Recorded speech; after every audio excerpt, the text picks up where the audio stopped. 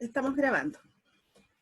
Entonces estamos revisando la experiencia de Pavlov y habíamos visto que partíamos de la presentación de la carne que generaba respuesta de salivación, y eso es prácticamente equivalente a un reflejo. No hay aprendizaje de por medio. Por eso hablamos de un estímulo incondicionado que genera una respuesta incondicionada, es decir, que no ha pasado por el aprendizaje. Y teníamos un estímulo neutro, que es la campana, que no tiene nada que ver con la respuesta de salivación, sino que a lo más debería generar una respuesta de orientación. Luego tenemos la presentación conjunta del estímulo carne y el estímulo campanilla. Carne, estímulo incondicionado; campanilla, estímulo neutro. La presentación en conjunta, asociada varias veces, he hecho esto muchas veces con el sujeto experimental, que es el perro, hace que se genere la respuesta de salivación. Como está la carne presente, sigue siendo todavía inicialmente una respuesta incondicionada, es decir, que todavía no se ha consolidado por el aprendizaje. Sin embargo, en la tercera fase, quitamos la carne, dejamos la campanilla, y con la sola presentación de la campanilla se genera la respuesta de salivación. Por lo tanto, el estímulo, que inicialmente era neutro, ha pasado a ser un estímulo condicionado, es decir, producto del aprendizaje, y ha generado entonces una respuesta que ahora ya no ocurre de forma espontánea, sino que es una respuesta aprendida, producto del aprendizaje. Y por eso entonces hablamos ahora que la salivación se transformó en una respuesta condicionada. Este fue un hallazgo casual, porque recuerden que Pavlov estaba solamente digo yo, estudiando el reflejo condicionado y estaba midiendo la cantidad de saliva. Y se dio esta situación inesperada donde el perro hizo esta asociación. Por lo tanto, la idea central dentro del modelo de Pavlov, que es el condicionamiento clásico, es la idea de la asociación. Él dice que nosotros aprendemos por asociación entre estímulos. En este caso, el perro aprendió que cuando lo iban a alimentar, sonaba la campanilla. Por lo tanto, hizo una asociación. Y dentro del procedimiento, además, está la presentación conjunta de un estímulo incondicionado junto con un estímulo neutro. ¿Ya? Eso es lo que nosotros entendemos por condicionamiento clásico. ¿Dudas hasta aquí? Ya, voy a asumir que no hay dudas entonces, y nos vamos a pasar al segundo personaje de nuestro listado de conductistas. Y aquí nos vamos a encontrar con Thorndike. Y como ustedes están viendo en pantalla, Thorndike, en vez de trabajar con ratas o con palomas, o con perros, trabajó con gatos. ¿Ya? Y fíjense que es bastante parecido al esquema de la caja de Skinner donde aparecía el ratón.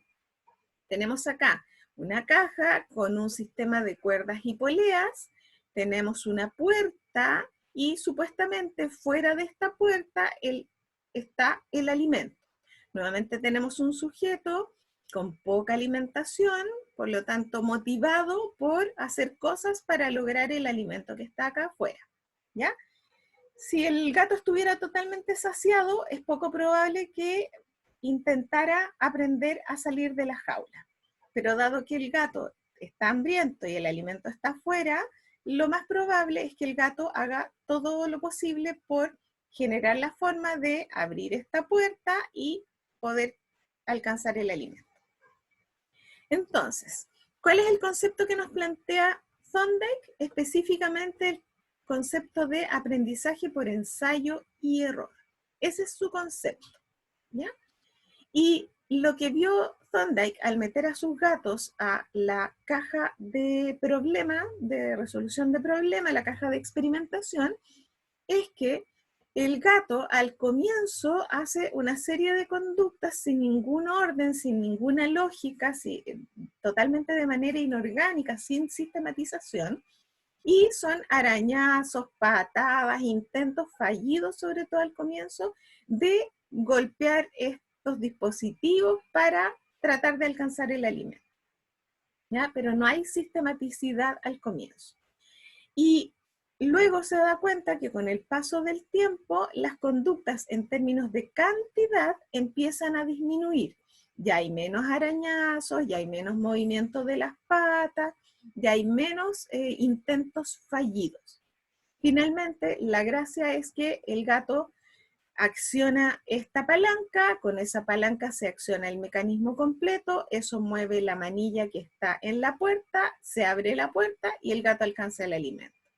Y eso lo logra el gato después de varios intentos fallidos, muy dispersos, sin ninguna lógica, sin ningún orden, pero que sucesivamente van bajando en cantidad. Los intentos van bajando en cantidad. Conclusión que saca Thorndike de este experimento. Él dice, no es que realmente el gato aprendió, sino que lo que hizo fue grabarse las respuestas exitosas o correctas e ir borrando las respuestas incorrectas. Eso se explica porque hay una gradualidad. Es la gradualidad lo que le llamó la atención. ¿Cómo es que el sujeto al comienzo emite una alta tasa de conductas medido en función del tiempo y luego este sujeto por alguna razón gradualmente va dejando las conductas ineficientes o ineficaces y se queda solamente con las conductas eficaces, que son las que le hacen accionar la palanca para alcanzar el alimento? ¿Se entiende cómo fue el experimento en sí? Feedback, por Sí, favor. sí, sí. Ya, perfecto. ¿A qué le llamamos entonces ensayo y error? Esta serie de intentos y pruebas en las que el sujeto a veces acierta, otras veces no acierta. Dicho en chileno, es el equivalente a pruebe, pruebe, que al final le va a chuntar, ¿ya? Y es un mecanismo básico de aprendizaje y de verdad, pensándolo bien, si ustedes miran, no es muy sofisticado. Por lo tanto, usaremos el ensayo y el error al comienzo de los aprendizajes, cuando las conductas no son demasiado sofisticadas y cuando no hay mucho que perder. Entonces tengo que hacer la pregunta basada en esta lógica. Comportamientos no muy sofisticados, en los cuales puede haber una alta tasa de error y donde yo puedo probar, probar, probar hasta que voy a acertar. Yo podría construir un edificio usando esta forma de aprendizaje. No. No debería, ¿cierto? Máxime pensando que en ese edificio van a vivir personas y que si el edificio se desploma, porque yo simplemente lo estoy haciendo por ensayo y error, o sea, como que estoy calculando hacia el ojo la mezcla de cemento que tengo que usar, más o menos me tinca que le voy a poner un fierro de esta dimensión o de esta medida, no puedo hacer eso para comportamientos sofisticados, porque si se cae el edificio mueren todas las personas adentro. Pero sí lo puedo hacer para conductas básicas no muy sofisticadas, como por ejemplo, si me compro un televisor, aprender a programar el televisor o a usar el control remoto. No va a morir nadie si yo lo que hago es probar, probar, probar hasta que voy a acertar. Puedo usar el ensayo y error. Y probablemente muchos de nuestros aprendizajes han partido así. Lo que pasa es que si yo solamente me conformo con esta metodología, que es el equivalente a que yo diera arañazos y manotazos, si yo me conformo solamente con este procedimiento, no voy a tener acceso seguro a conductas más complejas para aprender. ¿Ya?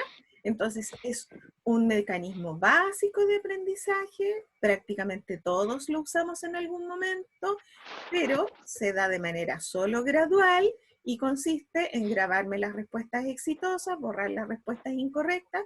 Entonces no es tanto lo que yo pensé, sino que básicamente fue a partir de la prueba persistente y sistemática, digamos, no tan sistemática al comienzo, que yo me voy grabando aquello que es eficiente. ¿Ya? ¿Se entiende el procedimiento? Porque en función del procedimiento, entonces, Thorndike lo que hizo fue formular sus conocidas leyes del aprendizaje. Y entre sus leyes de aprendizaje tenemos tres. Tenemos la ley de asociación, que dice que cuando yo tengo dos experiencias de aprendizaje y quiero transferir lo aprendido en una a la otra experiencia de aprendizaje, lo que más ayuda es la similitud de las dos situaciones. ¿Ya? Si yo tengo un aprendizaje y quiero aprender algo muy distinto, me va a costar. Pero si yo tengo un aprendizaje y voy a aprender algo muy similar, va a ser más fácil porque hay similitud. ¿Ya? Entonces ayer, por ejemplo, una alumna, yo pedí ejemplos, no sé si alguien está en condición de dar algún ejemplo.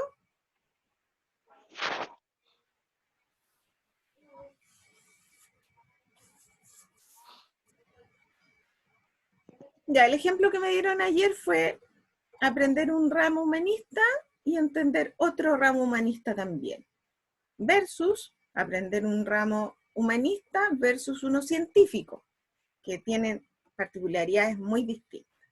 ¿Ya?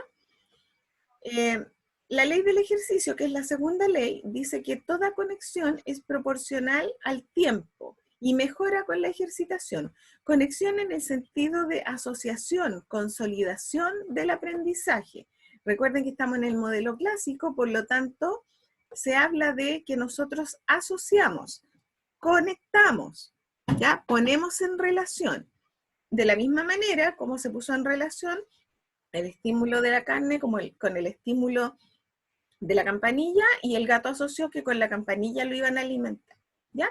Entonces lo que nos dice acá Thorndike es que mientras más yo ejercite, mayor cantidad de tiempo, más conectado, más consolidado va a quedar mi aprendizaje. Eso significa que yo no llego y a la primera instancia de aprendizaje me lanzo a la vida.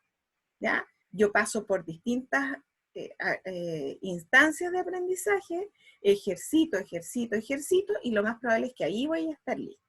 ¿Ya? Es como tomar un auto, para los que hayan hecho curso o examen de conducción o hayan aprendido por sí solos, la inseguridad que uno tiene al comienzo por falta de práctica. Y luego ese aprendizaje se va consolidando producto de la práctica o el ejercicio. Andar en bicicleta exactamente lo mismo. Al comienzo estamos medio timoratos, como que cuesta un poco, pero en la medida que yo ejercito, el aprendizaje se consolida. Y la tercera ley es la ley del efecto, que está en azulito porque es prácticamente la ley más importante de Thorndike. Y voy a explicarla ahora. Dice, la respuesta que se acompaña de satisfacción o gratificación se transforma en la más firmemente conectada, es decir, la que queda más consolidada. Y a la inversa, aquellas respuestas acompañadas de displacer, insatisfacción o poca gratificación generan conexiones o aprendizajes débiles. ¿Qué significa esto? Que el efecto satisfactorio de un aprendizaje ayuda a que este aprendizaje quede más consolidado. Pero si la situación de aprendizaje fue rodeado de insatisfacción, de poca gratificación, lo más probable es que ese aprendizaje no quede tan consolidado. Y lo que nosotros necesitamos es que los sujetos tengan sus aprendizajes consolidados y no que los olviden rápidamente. ¿Ya? ¿Por qué es importante la ley del efecto? Porque nos muestra primero que ayudamos al aprendizaje cuando lo rodeamos de satisfacción, cuando el sujeto se siente gratificado en la situación de aprendizaje. Y eso es crucial, por ejemplo, para las situaciones académicas. Que el alumno sienta que hay una gratificación en el aprender y no que sea una lata. ¿Ya? Entonces, por ejemplo, si alguien se quiere desconectar de esta clase porque no le resulta para nada satisfactorio, bueno, se va a desconectar nomás. No le encontró el gusto, no le encontró la gratificación a aprender sobre los orígenes de la psicología conductual. Y entonces tiene pocas posibilidades de que este sea un conocimiento muy firmemente conectado, aunque yo me vuelva un Tony al hacer la clase. En el otro caso, la persona que siente que no tiene mayor displacer va a dejar probablemente botado el aprendizaje. ¿Ya? ¿Por qué es importante esta ley? Porque vamos a ver que es muy parecida al planteamiento de Skinner. Y Skinner, si ustedes se acuerdan de nuestro listado de figuras del condicionamiento donde están las fotos, Skinner era el último y era el representante del condicionamiento operante, que vamos a ver en un ratito. Y eso significa que Thorndike fue un adelantado y Skinner, que es el del condicionamiento operante, toma esta ley y en función de ella establece su concepto más relevante, que es el concepto de refuerzo, que alguien ya mencionó al inicio de la clase. Refuerzo positivo, refuerzo negativo.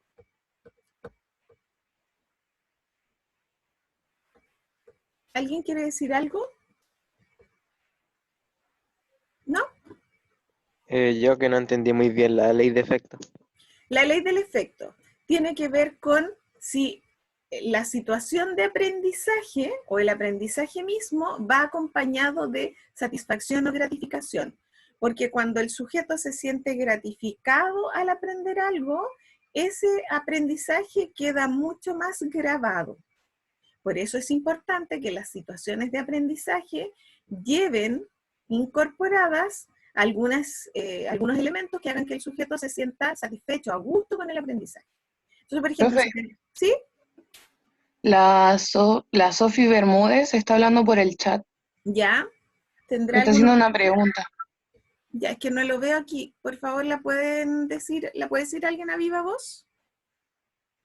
Ya yo. Es, por ejemplo, cuando a un niño le dan un premio por hacer algo bien y por el contrario, si hace algo mal, se le castiga. Sí y no, ya, porque ahí vamos a entrar a discriminar la relación entre refuerzo y castigo, ya, pero por ahí va la cosa. Lo que quiere decir, en el fondo, ¿cuál es el énfasis de Thorndike? Si usted quiere que un niño tenga ganas de aprender, entonces trate de darle siempre premios, o frecuentemente. Ojo que esos premios no tienen por qué ser materiales.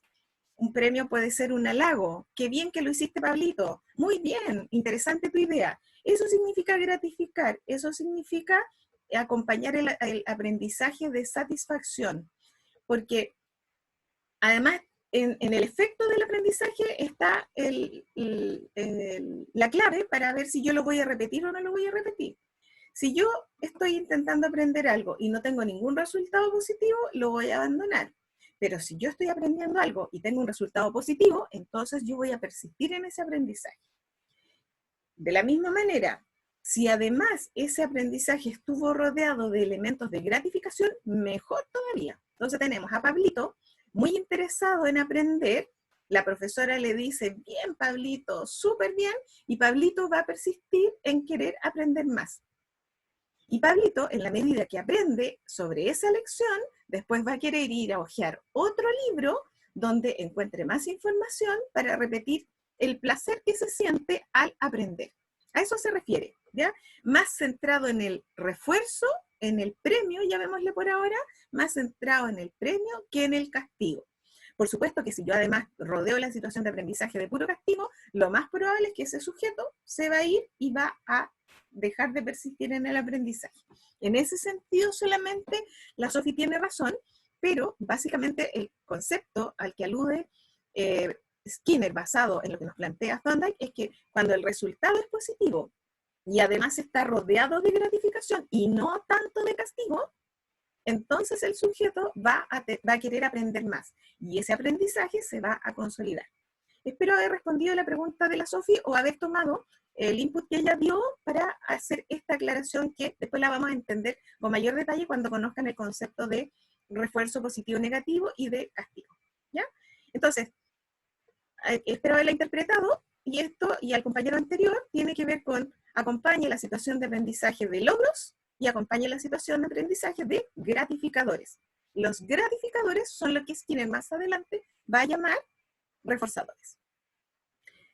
Nos vamos al tercer personaje en cuestión y estamos hablando de Watson. Watson es también un conductista clásico, todavía no llegamos al conductismo operante. Y Watson lo que hace es también darle importancia a la conducta observable. Recuerden una vez más que estamos en el paradigma de la conducta, en el tercer objeto de la psicología. Y recuerden que la conducta se caracteriza porque es real, objetiva, se puede medir, se puede cuantificar. Y lo que hace Watson, influenciado en Estados Unidos, porque esto ocurre en Estados Unidos, lo que hace es leer la obra de Pavlov y se encanta con ella y trata de hacer lo mismo en Estados Unidos. Entonces está convencido que hay que trabajar de la misma manera como lo hizo Pablo en el laboratorio, aplicando rigurosos principios científicos. Y lo que hace además, famoso a Pablo, a Watson, es que introduce el término conductismo en la psicología. Nadie hasta él había dicho que lo que se estaba haciendo en el laboratorio se llamaba conductismo, que es como en el fondo la teorización sobre la conducta, ¿ya? Entonces, dado que él le pone nombre a lo que se estaba haciendo, se le considera el padre de la psicología conductual, ¿ya? Ahora, Watson lo que hace es hacer muchos intentos de experimento, con algunos se pasa de la raya, y uno de ellos lo vamos a ver en breve, y parte de la base de algo que a ustedes les debe sonar familiar de cuando hablamos de las epistemologías. Porque Watson dice que nosotros, los seres humanos, llegamos al mundo como hojas en blanco, como tábulas rasas, concepto que yo mencioné cuando hablé de las epistemologías. Y dado que somos hojas en blanco, que no traemos nada previamente, entonces Watson lo que dice es que con los principios del condicionamiento enseñamos a la gente a responder, ¿ya? Por lo tanto, todos mis conocimientos ya no vienen dados, sino que dependen de las experiencias a las que yo soy sometido. Eso tiene nombre, lo vimos en una epistemología y espero que más de alguien lo recuerde. Y si están haciendo un seguimiento de las clases y de las notas y del material en el aula virtual, deberían tener esta respuesta. Esto se parece a ¿cuál de las epistemologías? Hablar de hoja en blanco, tabula rasa. ¿Quién recuerda?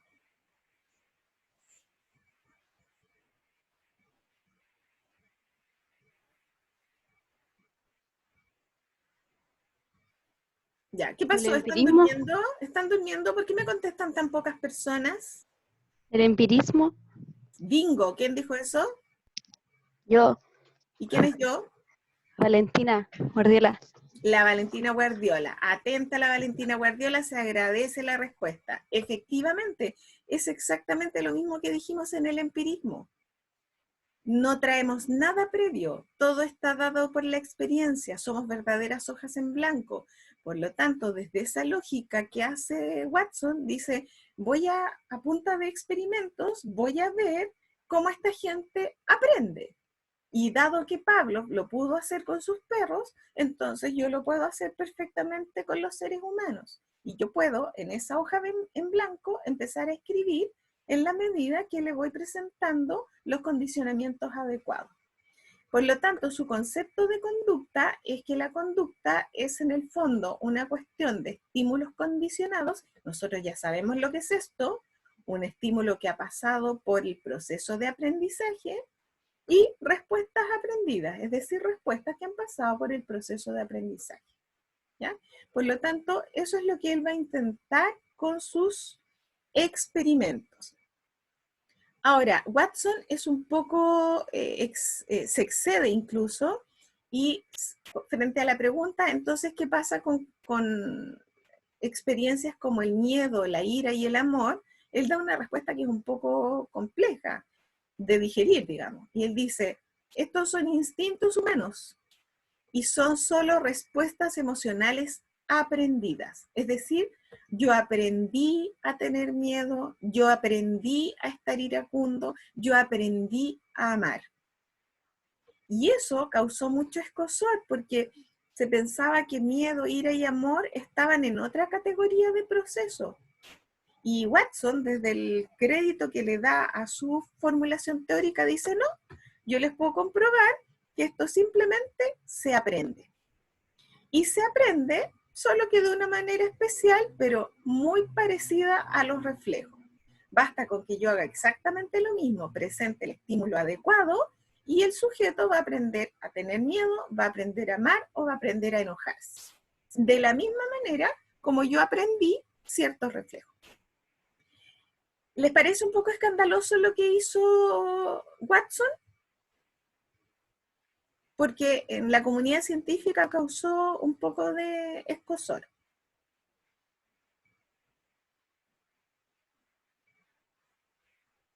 O sea, en parte, el miedo sí se aprende. Por ejemplo, un niño chico no va a tomar conciencia de que ya, si meto la mano al horno me voy a quemar.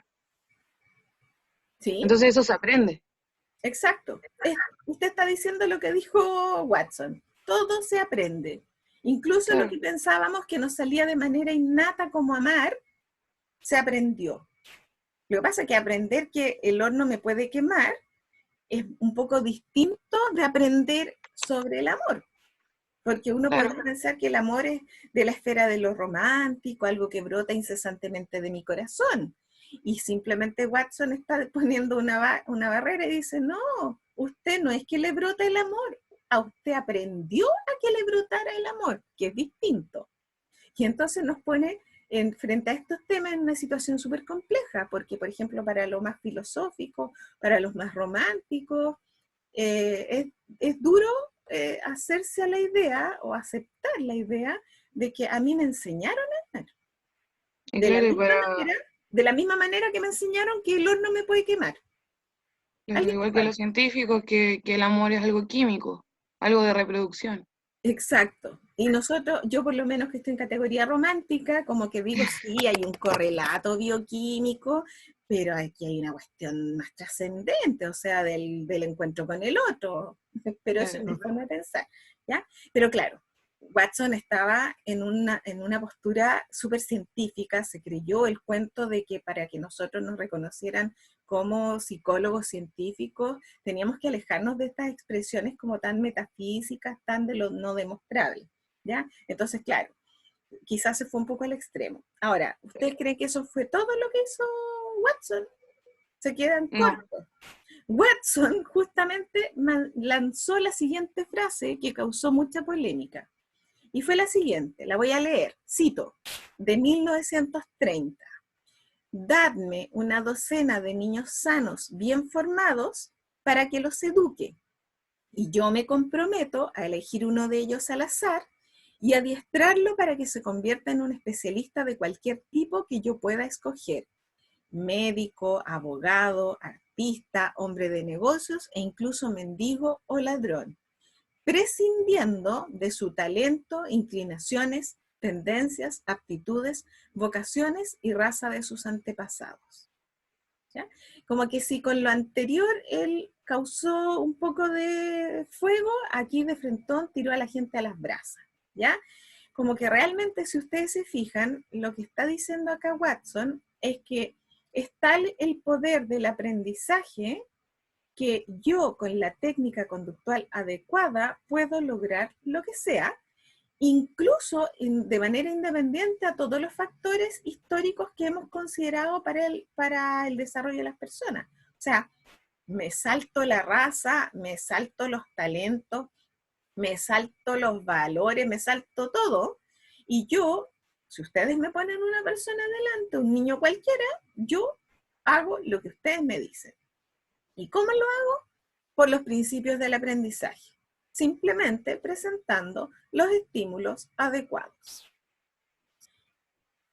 Tiene, si ustedes se fijan, también una tremenda convicción en el modelo que está planteando. O sea, para llegar a decir algo así, tuvo que de verdad creer mucho el cuento de que efectivamente presentando científicamente determinados estímulos, yo iba a lograr una determinada respuesta. ¿Ya? Watson también está dentro de la ecuación estímulo-respuesta y todavía estamos en el conductismo clásico. Por lo tanto, para el estímulo a presentar es el adecuado. Y la asociación que yo le enseño al sujeto es el adecuado. ¿Cómo intentó mostrar esto? Bueno, él tiene el conocidísimo experimento del pequeño Albert. ¿Ya? Pequeño Albert, una guagua, y del procedimiento que usó con el pequeño Albert, vamos a ver a continuación un video.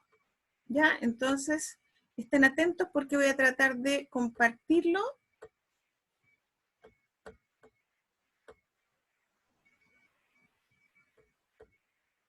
Espérenme.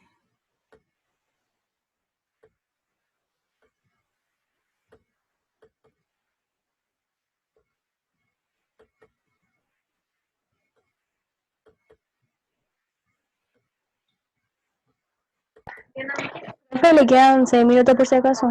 Sí, es cortito el video, por eso me atrevo. Gracias por el aviso. Ahí está, ¿lo ven? No, ¿Nadie lo ve? no. Un segundo. Profe, no se ve. No. Ya, un segundo. Un segundo, me olvidé que hay que volver a compartir porque cambiamos de insumo. Entonces, nuevo compartir y acá está.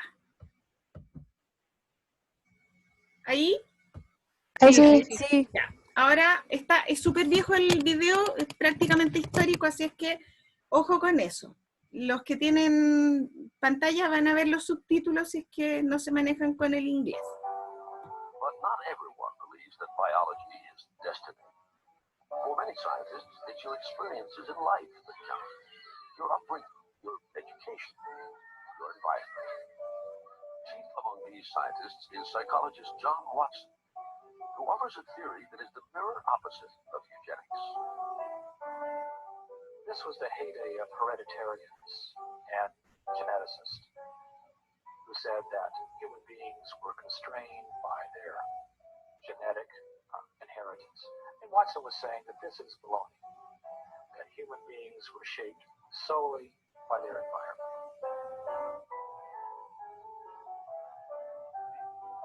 Over the years, Watson studies the behavior of babies, hundreds of them. To Watson, we arrive in the world of blank slate, tabula rasa. Nearly everything is learned, even things we think are instinctual, like fear. To prove that environment is more powerful than genetics, Watson designs an experiment for an infant known as Little Albert. So confident, he films it for posterity.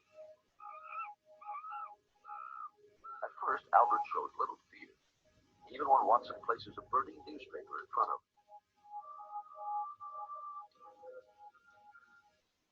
Albert is also unafraid when he encounters a white rat for the first time in his life. But then, Watson shows Albert the rat accompanied by a loud clanging noise. One of the few things that upsets little Albert. And he does it again. And does it again. Eventually, Albert learns to fear not just the rat, but all furry things, even without the loud noise. In Watson's mind, the Little Albert experiment is a success because it proves that fears are learned, not inherited. Watson calls his theory behaviorism and begins to popularize it.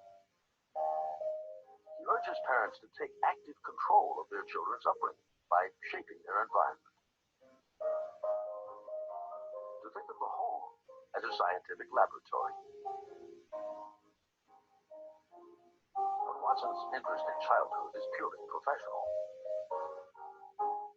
I didn't like children much. He referred to them in one of his many statements as always squalling and shouting and dirty and wanting to be fed and sort of a nuisance. Clearly, he didn't particularly like them in his own environment. But he felt that the good of the society required shaping individuals right from day one, and to do that right from day one, you have to start with the babies. Ebullient and self-promoting, Watson gathers a wide and appreciative audience, which holds in high esteem any scientific thinking on the subject of child rearing.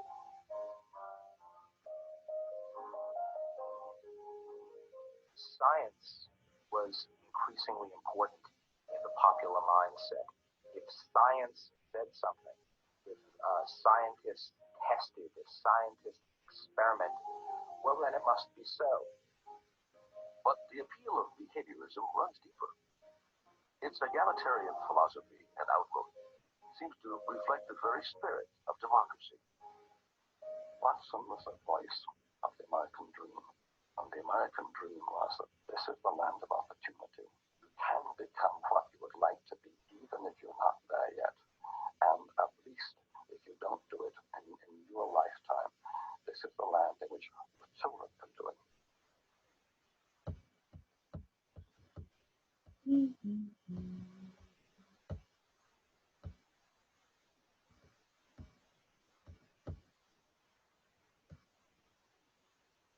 Ya, se nos va a cortar la imagen, por lo tanto, les propongo hacer una pausa de unos 15 minutos y a la vuelta profe. ¿Están de acuerdo? Ya, sí, profe. Ya, listo. 15 minutos entonces. Ay, ¿dónde estoy?